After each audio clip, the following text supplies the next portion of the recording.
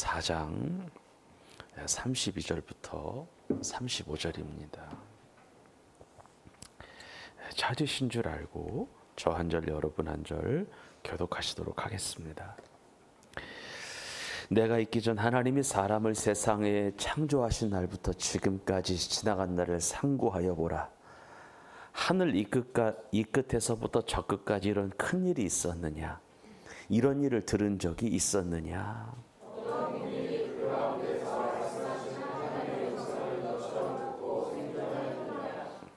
어떤 신이 와서 시험과 이적과 기사와 전쟁과 강한 손과 편팔과 크게 두려운 일로 한 민족을 다른 민족에게로 인도하여 낸 일이 있느냐? 이는 다 너희 하나님 여호와께서 애굽에서 너희를 위하여 너희의 목전에서 행하신 일이라.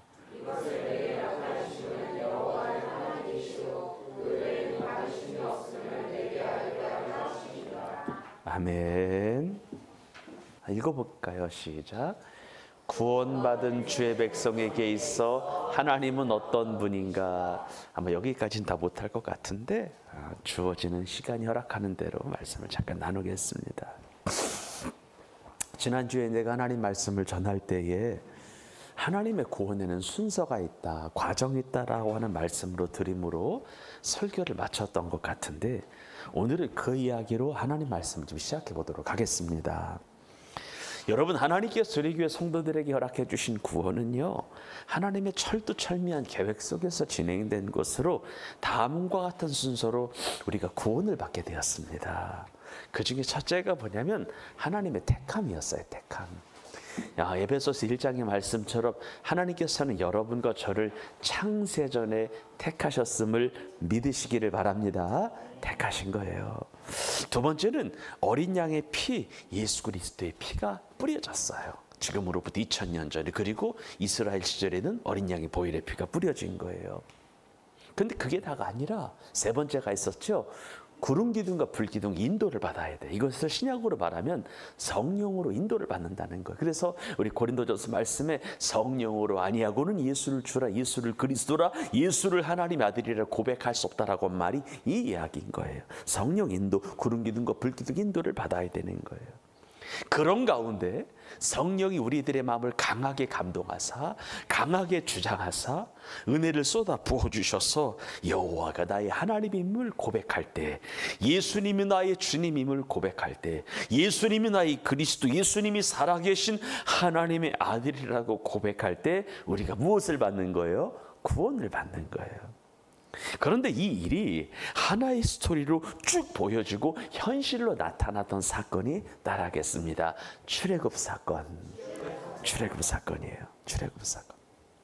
이스라엘 백성들은 창세기 15장 13절부터 16절의 말씀을 따라서 하나님의 택정을 받아요. 하나님의 선택을 받아요. 하나님의 선민으로 구별이 돼요. 그리고 출애굽기 11장과 11장을 통하여 어린 양의 피로 거룩하게 돼요. 한번 따라 합시다. 내가 그 피를 볼 때에 너희를 넘어가리라. 우리 크게 하면 합시다. 내가 그 피를 볼 때, 피를 너희가 믿어? 믿음으로 피를 뿌려? 믿음으로 피를 발라? 그럼 내가 하나님의 사자가, 하나님의 죽음을 다스리는 하나님의 사자가 내가 넘어가게 해줄게 라고 이야기했던 거예요. 그리고 나서 출애굽기 13장을 통하여 구름 기둥과 불 기둥의 성령님의 인도를 받아요. 그리고 14장과 15장을 통하여 이스라엘 백성들이 홍해바다를 건너면서, 홍해바다를 건너는 중에 자연스럽게 따라합시다. 여호와는 나의 힘이구나, 나의 노래시구나, 나의 구원이시구나. 이것을 누가 시키지 않았음에도 불구하고 툭 튀어나오는 거예요. 고백을 내버리는 거예요. 그래서 이스라엘 백성들은 비로소 애굽이라고 하는 죄 많은 세상에서 교회라고 하는 광야로 옮겨지게 돼요. 그래서 신약 성경에서는요, 이스라엘의 백성들의 홍해 건넌 사건을 죄사함과 거듭남의 징표로 주어지는, 구원의 징표로 주어지는 세례받은 사건이라고 사도 바울은 설명을 하고 있는 것을 보게 됩니다. 따라합시다. 구름과 바다에서 세례를 받고, 여러분, 세례를 받았다라고 하는 것은 세상과 구별되었다, 세상에서 건진받았다, 세상에서 구원받았다라고 하는 것을 여러분 깨닫기를 주님의 이름으로 축원합니다. 그러면 이제 여러분들 애굽에서 나와 홍해를 건넜다면 이스라엘은 어디로 가야 되는 거예요? 어디로 가야 되는 거예요? 최종 목적지가 어디예요? 가나안으로 가야 돼요. 그리고 여러분들 가나안 땅으로 가는 가장 빠른 길은 어떤 길이냐면 이렇게 홍해를 건넜잖아요. 그럼 여기가 가나안 땅이잖아요. 그러면은 이렇게 가는 길이 빠를까요? 이렇게 가는 길이 빠를까요? 첫 번째, 두 번째? 두 번째 길이 빠르죠. 그래서 여기를 보통 여기를 블레셋 사람의 길이라고 하고 여기는 홍해 광야 길이라고 하는데요. 여러분 그래서 이집트에서 홍해 바다를 건너 이스라엘 백성들은 이 블레셋 사람의 길을 따라서 짧게는 7일에서 길게는 15일, 한 2주, 12일, 15일 정도면은 충분히 걸어서 갈 수 있는 길이었어요. 그런데 하나님께서는 이 블레셋 사람의 길로 인도하지 아니하고 이 홍해 광야 길로 인도하시는 거예요. V자 보이시죠? 그래서 이렇게 가면은 10일이면 갈 수 있는 길을 이렇게 돌아서 가게 하신 거예요.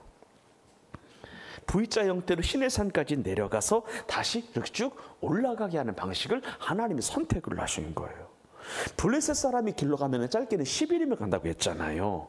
그런데 하나님께서는 이렇게 빠른 길로 인도하시지 아니하고 V자 형태 이렇게 돌아가는 길을 하나님께서 인도하셨다라고 하는 거예요. 그래서 밑으로 갔다가 위로 올라가는 길로 하나님 인도를 해버리신 거예요. 그러면 왜 하나님은 그렇게 하셨을까? 짧게는 10일, 길게면 2주면을 갈 수 있는 블레셋 사람 길을 내버려 두고요. 왜 시내산을 돌아가는 길을, 이 돌아가는 길을 하나님께서 가게 하셨을까? 이유는 크게 두 가지인데 오늘은 한 가지만 보도록 하겠습니다. 성경에 막 이런 말이 나와. 한번 따라 합시다. 이스라엘이 전쟁을 보면 마음을 돌이켜 애굽으로 돌아가자 할까 봐서. 이거 제 얘기가 아니라 하나님 말씀인데요. 한번 읽어볼까요? 시작. 바로가 백성을 보낸 후에 블레셋 사람의 땅의 길은 가까울지라도, 아까 말했죠. 블레셋 사람의 가는 길은 어떠할지라도 가까울지라도, 계속 읽어요. 시작. 하나님이 그들을 그 길로 인도하지 아니하셨으니 이는 하나님이 말씀하시기를 이 백성이 전쟁을 하게 되면 마음을 돌이켜 애굽으로 돌아갈까 하셨습니다. 이스라엘이 전쟁을 보게 되면 마음을 돌이켜서 애굽으로 돌아갈까 염려하셨기 때문에 하나님께서 빠른 이 블레셋 사람의 길을 내버려 두고 V자 형태의 홍해 광야 길로 인도하셨다라고 하는 거예요. 쉽게 설명할게요. 여러분, 이 지중해 라인이잖아요. 여기 지중해 라인이잖아요.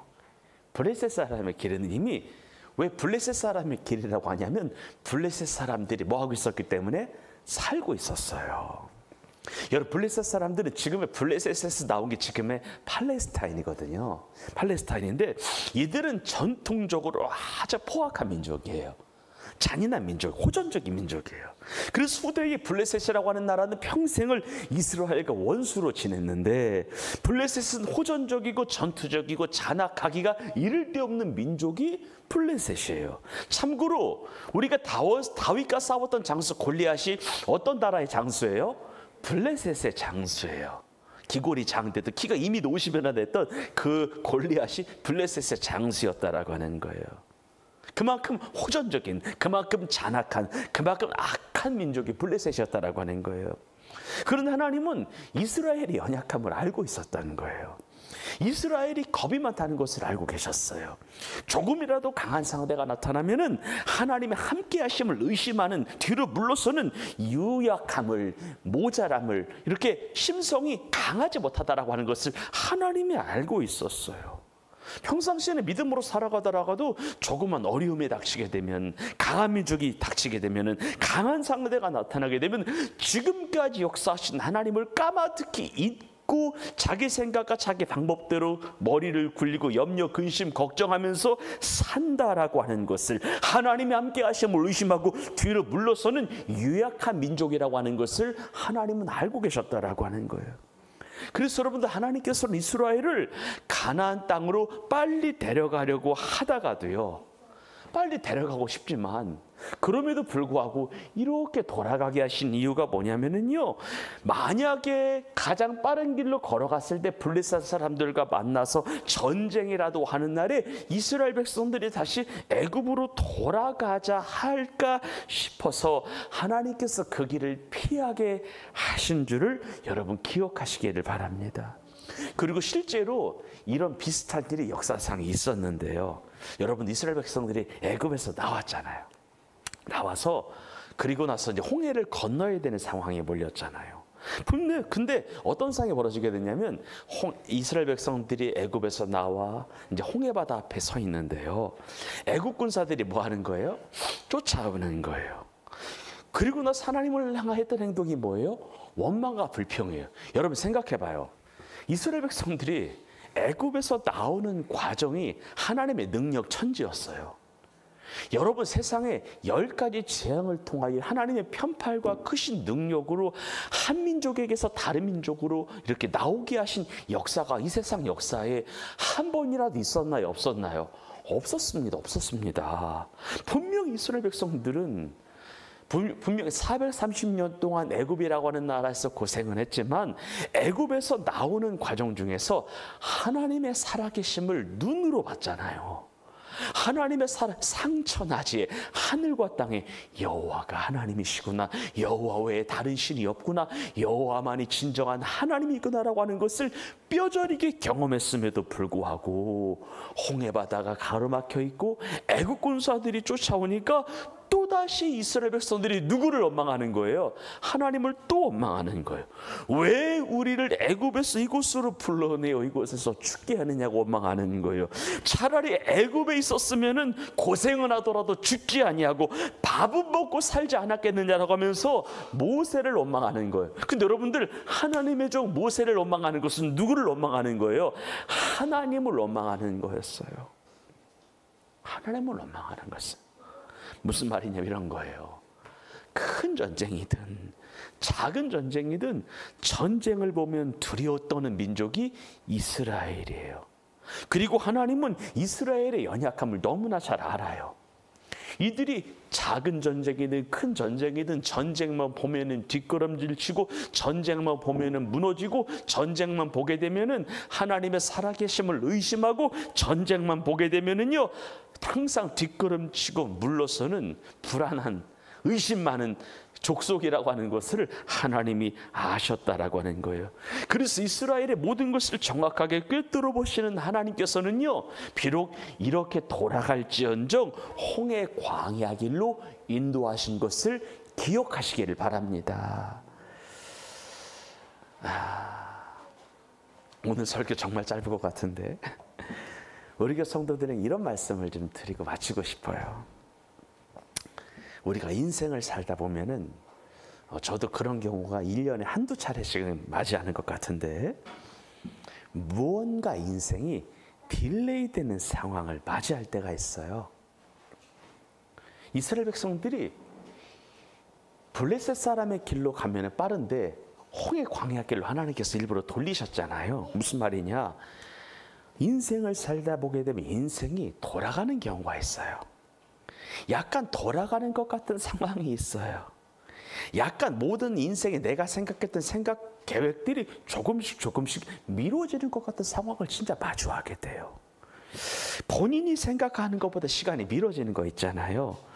곧장 갈 수 있는 길인 것 같은데 돌아가는 것 같은 양상을 띌 때가 우리가 일을 하다 보게 되면, 사업을 하다 보면은, 직장 생활을 하다 보게 되면, 인생을 설계하다 보면은 그런 일이 있어요. 그리고 실제로 돌아가는 데가 정말로 있습니다. 지금도 그런 분 있을 거예요. 우리 교회 성도님들 가운데 조만간 돌아가는, 미뤄지는 것 같네, 연기되는 것 같네.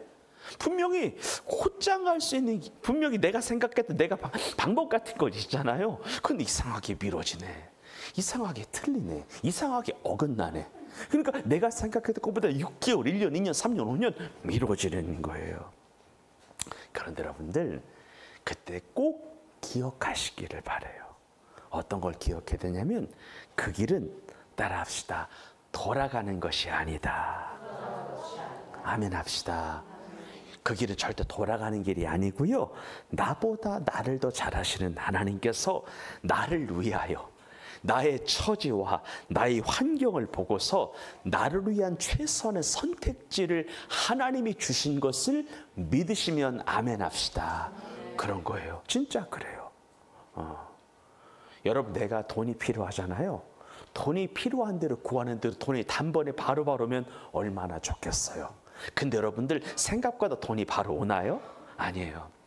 요즘 여러분들 그 인터넷 설교를 통해 많이 회자되는 분 중에 하나가, 많은 사람들이 입에 오르내는 분 중에 하나가 좋은 쪽으로 김관성 목사님이라고 하는 분이 계신데, 이런 이야기를 한번 툭 던지셨어요. 여러분, 예수를 믿는다고 해서 인생에 큰 반전이 없습니다. 예수를 믿으면 좋은 일이 바로 생길 것 같죠? 인생에 반전이 바로 있을 것 같죠? 그런 일이 별로 없다는 거예요. 저는 예수를 믿으면 좋은 일이 바로바로 생길 것 같다는 이야기를 해주실 것 같은데, 여러분, 예수를 아무리 잘 믿어도 인생에 큰 반전이 없을 수 있습니다.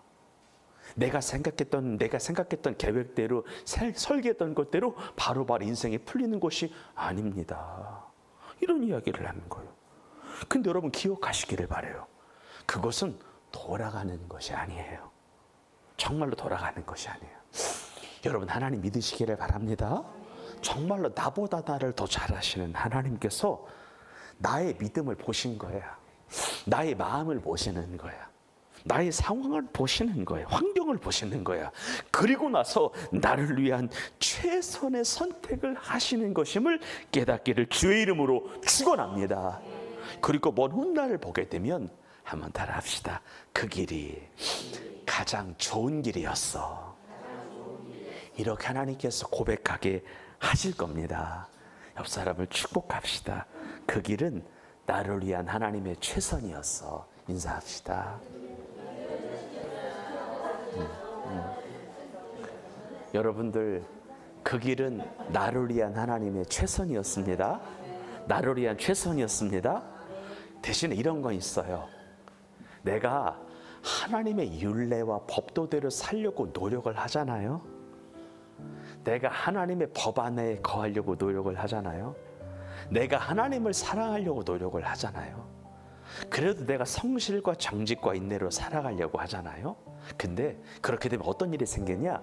그 시간을 인생이 허비하는 시간으로 여겨지지 않게 하십니다, 하나님이. 이게 중요한 거예요. 돌아가는 것 같은데 돌아가는 게 아니라, 하나님의 뜻 안에 이루어지고 있구나라고는 생각을 하게 하시는 거예요. 그리고 마지막에 가서는 그 길이 정말 가장 좋은 길이었다라고 내 스스로 고백하게 하시는 거예요. 역시 우리 하나님은 선하셨다라고 하시는 거예요. 역시 우리 하나님은 신실하신 하나님이라고 하는 것을 내 스스로 고백하게 하시는 거예요. 그리고 결국은 하나님은 내 인생을 선하게 아름답게 만들어 주실 겁니다. 이 하나님을 믿고 이 한 주간 살아가시기를 주님의 이름으로 축원합니다. 그리고 여러분들, 인생이 돌아가는 것 같은 상황이 발생할 때 그때도 하나님과 동행하려고 몸부림칩시다. 그러면 어떤 일이 벌어지게 되냐면 그 인생에 돌아가는 시간을 단축시킬 수는 있어요. 아멘 합시다. 아멘이시죠?